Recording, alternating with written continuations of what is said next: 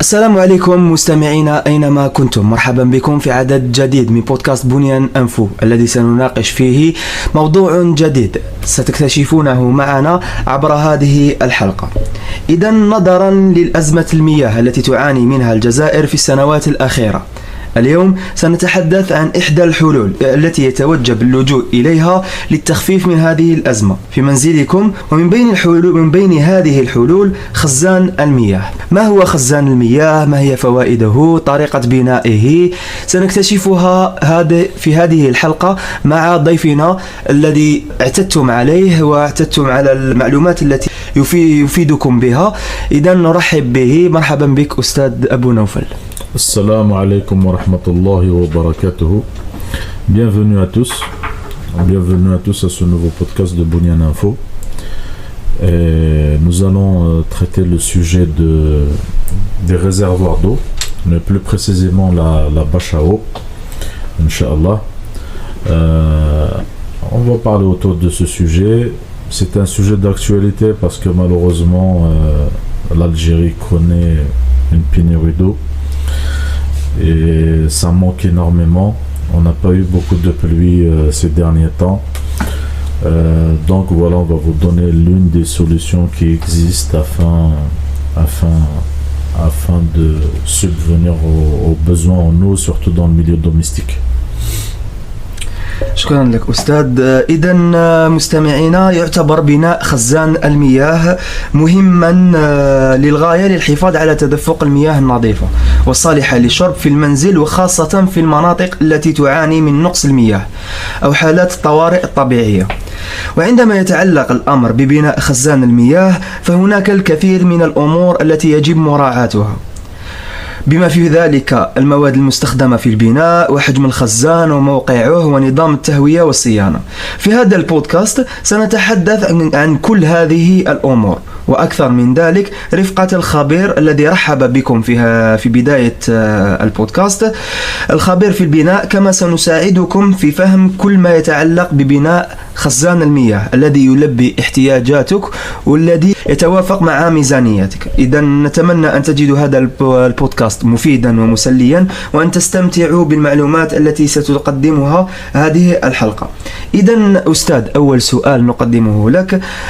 هناك البعض من كاين اللي ما يعرفوش شنو هو خزان المياه، لو باشاو، كاين اللي ما يعرفوش شنو هو وشنو هي الوظائف تاعو، يعني وشنو هي الفائده تاعو في المنزل ولا في المبنى. تقدر تعرفنا اكثر على خزان المياه وشنو هي الفائده تاعو؟ Donc avant de répondre à cette question, en quoi consiste une bâche à eau ou un réservoir d'eau, donc comme je l'ai dit en préambule, on parle de ce sujet parce que voilà, on va arriver sur la saison estivale. On voit les barrages et les nappes phréatiques qui commencent à se vider, et donc c'est pour ça qu'on va essayer de parler de cette solution de la bâche à eau. Et on va essayer de voir en quoi consiste la bâche à eau. Bon, une bâche à eau, c'est rien de sorcier, c'est-à-dire c'est un réservoir d'eau. Donc nous connaissons tous les citernes. Les citernes qu'on pose dans nos maisons. Après voilà, c'est que pourquoi une bâche à eau et pas une citerne? Tout simplement, déjà la qualité n'est pas la même, parce que là on a quelque chose qui va durer dans le temps parce que c'est fait en béton. Une bâche à eau, c'est une structure bétonnée fermée et qui prend pas beaucoup de place parce que généralement elle est ancrée dans le sol. Donc au niveau de la place, elle prend pas beaucoup de place, et puis au niveau esthétique aussi, c'est qu'on la voit pas. C'est pas quelque chose qu'on voit que lorsqu'on pose une citerne dans un balcon ou lorsqu'on pose une citerne sur une dalle. Voilà, ça fait toujours côté esthétique, ça fait toujours c'est pas terrible. Donc c'est pour ça. Donc une bâche à eau, c'est une structure bétonnée Même si on parle de bâche, les gens vont penser. C'est vrai qu'initialement, c'est ça, une bâche à eau, c'est à partir d'une bâche. C'est-à-dire, on fait un creux, on fait un trou dans le sol, on le bâche avec du polyane, et puis on remplit ça d'eau, on récupère de l'eau. Généralement, c'est aussi pour ça, on fait ça dans l'agriculture. Mais maintenant, là, on a appelé toujours par le même nom ce concept de réserve de l'eau aussi dans une maison, de bâche à eau, mais ça reste une structure bétonnée. C'est l'avantage aussi, c'est que en capacité, elle est beaucoup plus importante. C'est-à-dire si on construit une bâche à eau de 2 mètres par 2 mètres et 2 mètres de profondeur, vous avez quand même 8000 litres de stockage. 8000 litres de stockage. Donc ça reste toujours plus intéressant qu'une citerne qui fait du 2000 ou voire maximum 3000 litres et qui va faire 1 année, 2 ans. Il va falloir soit, si elle est en galvanisé, il va falloir ressouder la rouille à l'intérieur, la traiter, tout ce qui s'ensuit. Aussi c'est le plastique malheureusement. Et avec le temps il commence à se fissurer, il commence à se... Bon, les 2 ans, 3 ans, il commence à se détériorer. Voilà les avantages de la bâche à eau. إذا شكرا لك أستاذ على هذه الإجابة. أتمنى أنه اللي ما يعرفش الخزان المياه يكون تعرف على خزان المياه وشنو هي الوظائف تاعو. إذا أستاذ كيفاش نقدروا يعني الشخص اللي راح يبني خزان المياه في المنزل ديالو كيفاش يقدر يحدد السعة المناسبة والحجم المناسب لاحتياجات المنزل ديالو؟ يعني باش يكون يتوافق مع السعة اللي يحتاجها، يكون متوافق ثاني على مع الحجم مع يعني حجم المنزل تاعو. Donc là vous me posez la question sur la capacité, ça reste une bonne question. C'est vrai qu'il faut poser cette question-là parce qu'à la base, quand on va s'engager dans une bâche à eau, c'est pas comme une citerne. Une citerne, demain, on peut décider de changer, c'est-à-dire, on a vu que finalement, la capacité est petite, donc on va acheter une plus grande, etc. Ou on combine une autre ou tout ce qui s'ensuit. Dans le cadre d'une bâche à eau, quand on la construit, c'est définitif, c'est-à-dire, on peut plus revenir en arrière. C'est dans ce cadre-là que c'est une très très bonne question, la capacité. Donc après, comment déterminer la capacité? Donc il faut voir déjà la famille, c'est-à-dire une famille, elle se compose de combien de personnes? Je dirais par exemple une famille, un couple avec 3 enfants ou 4 enfants, une bâche à eau de 8000 litres amplement suffisante. Donc c'est-à-dire de 8 mètres cubes, elle est amplement suffisante avec 2 sanitaires, 2 douches et une cuisine. Après, si on voit qu'on a une utilisation importante, dans ce cas, dans une villa, dans une maison beaucoup plus grande, ou une villa beaucoup plus grande, ou un appartement beaucoup plus grand, dans ce cas, il faut aller je dirais, à la plus grande capacité qu'on peut faire. C'est-à-dire, si on peut faire une de 20 mètres cubes, c'est-à-dire 20 000 litres, dans ce cas, il faut la faire et puis voilà, au moins après, on n'est pas obligé de la remplir à 100% de sa capacité. Donc voilà à peu près comment déterminer plus ou moins la capacité. Je dirais, moi, je conseillerais d'aller au plus haut de la capacité, mais après, on n'est pas obligé d'utiliser toute la capacité en question. يعني نحدوا حجم خزان المياه لما نبنيوه في المنزل ديالنا يكون على حساب عدد أفراد العائلة. يعني خزان المياه يكون البناء ديالو يكون في مثلا نحنا نسكنوا في عمارة، هل بإمكاننا نبنوا خزان مياه؟ يعني هل بإمكان سكان العمارة، سكان الباطمة هذيك يعني كوتيزي ويبنوا خزان مياه؟ هل هناك حل مثلا اللي يحبوا يديروا زعما هذا الحل؟ Donc là, il y aura 2 paramètres à prendre en considération dans le cadre où l'immeuble il est déjà construit. Dans le cadre où l'immeuble il est déjà construit. Donc c'est voir est-ce qu'il y a un terrain qui peut accueillir cette bâche à eau. Est-ce qu'il y a un terrain qui existe pour accueillir cette bâche à eau? Et après, sinon, il n'y a aucun problème particulier. Une fois que le deuxième paramètre, une fois que tout le monde se met d'accord, c'est encore meilleur parce que comme ça, c'est une seule bâche à eau qui va desservir tous les appartements. Donc la seule chose qu'il faut vérifier, c'est est-ce qu'il y a un terrain. pour accueillir cette bâche à eau. Mais dans le cadre d'une nouvelle construction, dans le cadre d'un nouveau bâtiment, généralement maintenant tous les bâtiments qui se construisent intègrent tous cette fameuse bâche à eau, parce que même si on n'arrive pas à dégager la surface nécessaire pour la bâche à eau, parce que tout le terrain a été construit, on peut toujours l'incorporer dans un sous-sol ou dans le sol de la plateforme ou des fondations. Et donc dans le cadre d'une nouvelle construction, il y a plus de solutions que dans le cadre d'un bâtiment déjà construit. إذا بإمكانكم سكان العمارات أن تتحدوا وتقدروا تبنوا خزان مياه يقضي على المشاكل ديالكم اللي راكم تعانوا منها. أكيد معظم الجزائريين في الفترة الحالية راهو يعاني من مشكل تدفق المياه. أستاذ، باش المستمع تكون عنده معلومات لما يتعامل مع يعني عامل البناء، باش تكون عنده معلومات مع لما يتعامل معاه، يطلب من العامل البناء باش يبني له خزان المياه. من بين المعلومات لازم تكون عنده طريقة سليمة اللي ما فيهاش دي ريسك في تصميم لخزان المياه. يعني شنو هي الطريقة السليمة اللي نتخذوها باش نصمموا خزان المياه بلا ما يكونش يعني تسربات، ما يخرج من هذاك مخزن المياه وما يكونش فيها دي ريسك. Après, il faut faire déjà appel. La première chose, c'est qu'il faut faire appel à des professionnels qui s'y connaissent dans la construction d'une bâche à eau. Ça, c'est la première chose, donc on ne revient pas dessus.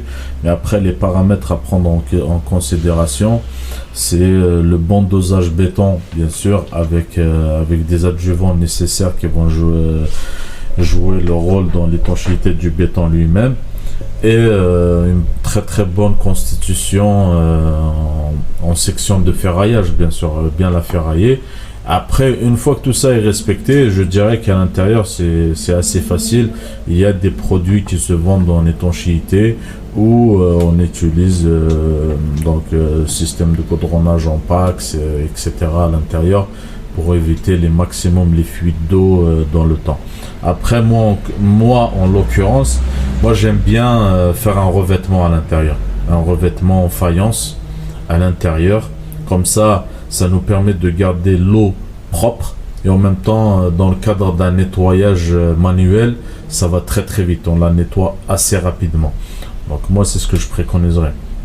C'est un revêtement intérieur et comme ça, on garde une surface propre et sécurisée du point de vue des fuites et étanchéité. يعني من الجيد المستمع يكون عنده معلومات قبلية قبل بناء خزان المياه. مثل ما قال الأستاذ، من الأفضل التعامل مع المختصين في بناء خزانات المياه.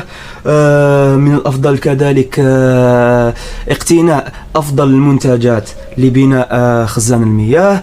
ومن بين الحلول اللي يستعملها الخبير في البناء كما قال لنا أنه يدير الفايونس باش يتفادى التسربات وباش التنظيف تاع الخزان المياه يكون سهل على يعني المستعمل. أستاذ، مادام جبنا النظافة، كيفاش نقدروا نحافظوا على النظافة تاع خزان المياه؟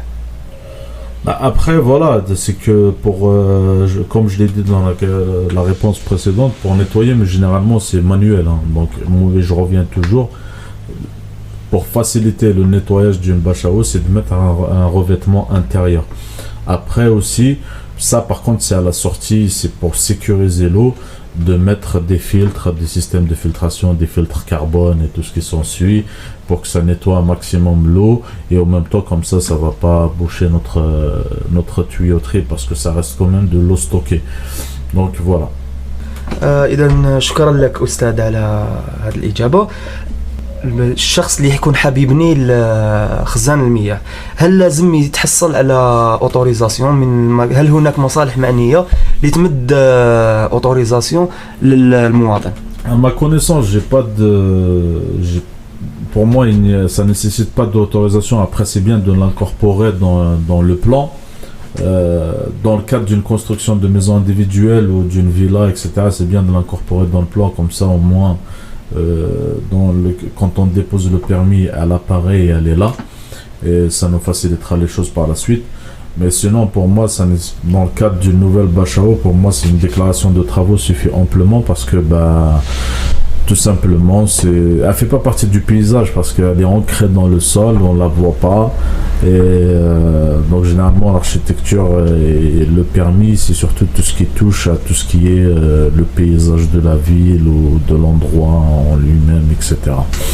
Donc, pas d'autorisation particulière. Après, dans le cadre des grandes bâches à eau à haute capacité, là c'est autre chose. Là, ça va nécessiter direct des autorisations, ça c'est clair. Mais dans le cadre, dans le milieu domestique, il n'y a pas d'autorisation particulière à part qu'il faut faire une déclaration de travaux. إذا كما قال الأستاذ ما تحتاجوش رخصة بناء باش تبنوا خزان المياه في المنزل ديالكم. أستاذ، هل الماء اللي يكون في خزان المياه يكون صالح للشرب وصالح لجميع الاستعمالات، وكيفاش نقدروا نعرفوا بلي هذه المياه راهي نظيفة وصالحة لجميع الاستعمالات؟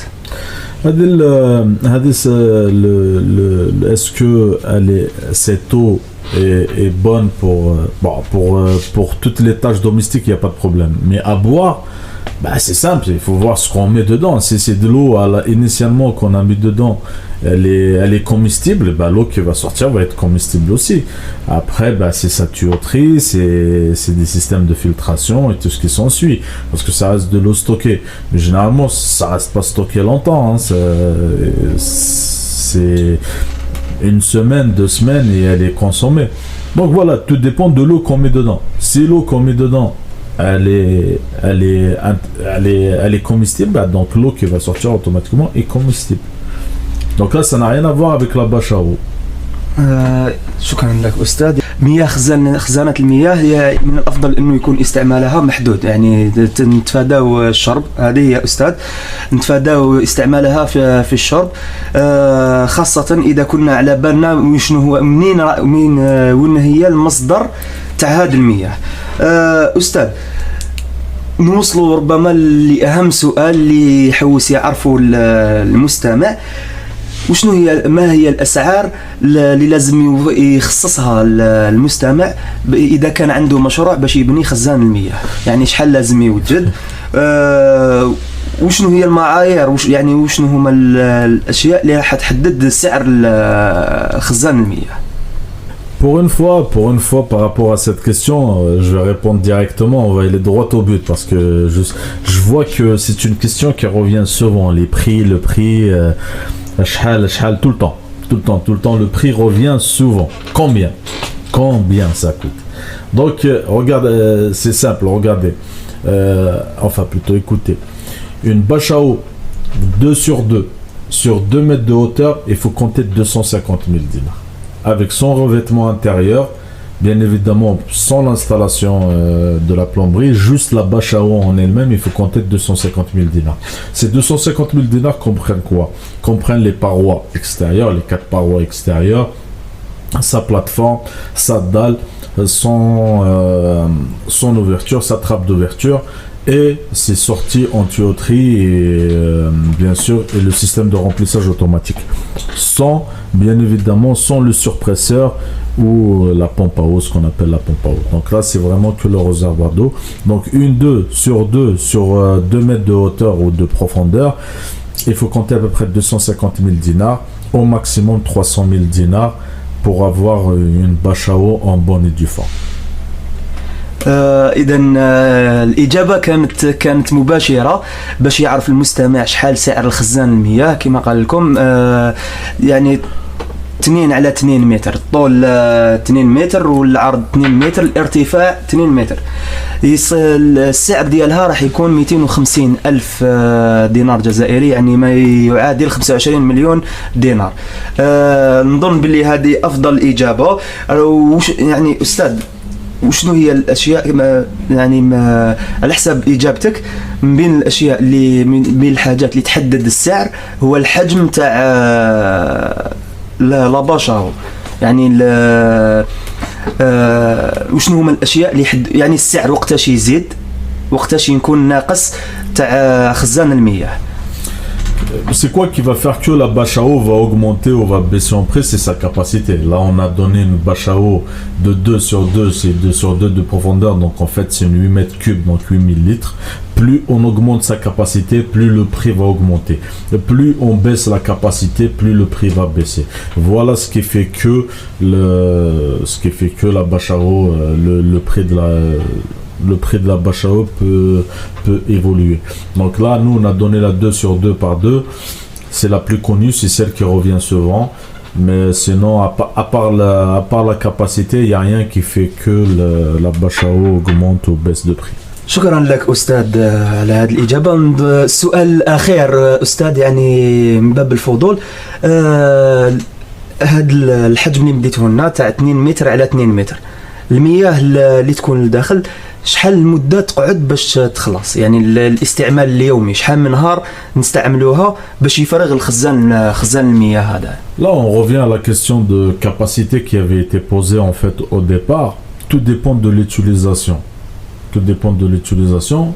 C'est une bonne question parce que comme ça on va conseiller. Et en même temps, ça reste toujours, c'est de l'eau. Comme on l'a souligné au départ, il y a une pénurie. Il y a une pénurie d'eau en Algérie. قدر الله ما شاء فعل والحمد لله. Mais il faut souligner une chose, c'est qu'il ne faut pas gaspiller l'eau. L'eau, plus vous la gaspillez, je dirais que vous pouvez la vider en une journée. C'est-à-dire si vous en faites une mauvaise utilisation, en une journée elle est vidée. Mais si vous en faites une bonne utilisation, l'eau elle est rationalisée même à la maison, etc., elle peut faire un bout de temps. Mais sinon en moyenne, il faut compter une semaine à 10 jours pour cette capacité-là pour une famille, un couple avec 3 personnes. Après, l'avantage qu'avec ce système de bâche à eau, pourquoi une bâche à eau, c'est qu'on a un système de remplissage automatique, c'est-à-dire à chaque fois que l'eau revient, elle se remplit. C'est rare qu'on trouve des régions où il n'y a pas du tout d'eau pendant une semaine. On a un minimum, même dans les villages éloignés, etc.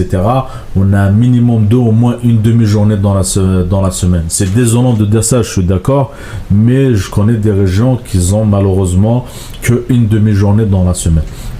Même avec cette demi-journée-là, c'est-à-dire la bâche à eau a le temps de se remplir et on va même pas se rendre compte qu'il n'y a pas d'eau. C'est-à-dire on va avoir un flux d'eau en permanence si l'eau elle est bien rationalisée. C'est-à-dire on se rendra même pas compte qu'il y a un problème d'eau.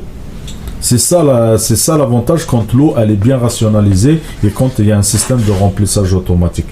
Donc tout dépend de l'utilisation, mais en moyenne il faut compter une semaine à 10 jours si l'eau elle est bien utilisée.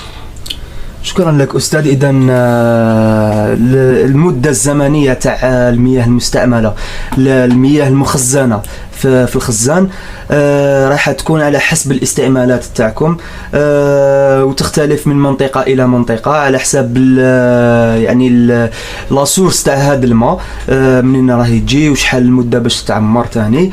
إذا نتمنى أن تنتهي هذه الأزمة تاع المياه، إن شاء الله ربي يمطر علينا يغيثنا بالمطر إن شاء الله. إذا نصل إلى ختام هذه الحلقة من بودكاست بنيان أنفو اللي كان فيها الموضوع خزان المياه لو باشا أو. نتمنى أن الموضوع يكون لإعجابكم. في الختام نمدلكم ملخص أنه يجب على الجميع أن يفهم أن بناء خزان المياه في المنزل هو عملية هامة وحيوية للحفاظ على تدفق المياه الصالحة للشرب في المنزل. وعند بناء خزان المياه يجب مراعاة العديد من العوامل الحيوية مثل المواد المستخدمة في البناء، حجم الخزان، الموقع، نظام التهوية والصيانة. لذا إذا كنت تنوي بناء خزان المياه في منزلك من المهم الحصول على معلومات اللي تسحقها من المتخصصين في هذا المجال باش تقدر تبني خزان اللي راح يلبي الاحتياجات ديالك وراح يتوافق مع الميزانية تاعك. إذا نتمنى أنه هذا الموضوع والمواضيع القادمة والمواضيع اللي فاتت راح تكون أفادتكم وأعطتكم الأفكار اللي تحتاجوها. نصل إلى الختام، نتمنى لكم استماع طيب. نترك الكلمة الأخيرة للأستاذ أبو نوفل. نتمنى لكم يوم طيب. إلى اللقاء. Merci à tous, merci pour votre écoute. Restez connectés, on traitera des sujets d'actualité, des sujets un peu plus techniques pour avoir un peu plus de connaissances dans le domaine du bâtiment et de l'immobilier. Alhamdulillah, on a cette capacité maintenant, on a un journal, le premier, Bounian Info en Algérie, qui traite le domaine du bâtiment et de l'immobilier. On peut s'informer et on avance tous ensemble. Et important, c'est que si vous avez un sujet que vous voulez qu'on traite en particulier, il faut nous le soumettre. Si nous on peut le traiter directement en interne, on va le traiter. S'il faut qu'on fasse venir des professionnels du domaine pour traiter le sujet en question, on ramènera des professionnels. Donc n'hésitez pas à nous faire remonter toute critique constructive, positive ou négative, mais malèche à partir du moment qu'elle est constructive. Nous sommes à votre écoute et tous ensemble avançons afin d'informer un maximum de personnes ici en Algérie ou à l'extérieur, afin que au moins ces deux domaines-là, le bâtiment et l'immobilier, il ait une certaine reconnaissance et un certain savoir-faire. Au moins on maîtrise ce domaine-là, parce qu'on dit quand la pierre va, tout va. La pierre, c'est le bâtiment et l'immobilier. Donc il faut qu'on essaie de maîtriser au maximum ces deux sujets-là. Donc là, on a traité la Bachao. Prochainement, on va traiter des sujets comme les piscines et tout ce qui s'ensuit. Et on va aussi parler un peu de la législation, comme ça soit les permis de construire, les certificats d'urbanisme, les livrets fonciers, les papiers timbrés, qu'est-ce que c'est qu'un terrain dans l'indivision, et ainsi de suite. Donc restez connectés. Bounian Info et ses podcasts, et bien évidemment il y a toujours le site internet. Nous sommes là pour vous conseiller et tout ça bien sûr gratuitement. Et n'hésitez pas à vous abonner à la newsletter, parce que ça c'est un accès à l'information privée, et bien sûr un peu plus que ce qu'on dit dans les podcasts et ce qui se dit sur notre plateforme d'information. Donc merci à tous, merci pour votre écoute, et à très très bientôt. إلى اللقاء في الحلقة القادمة إن شاء الله.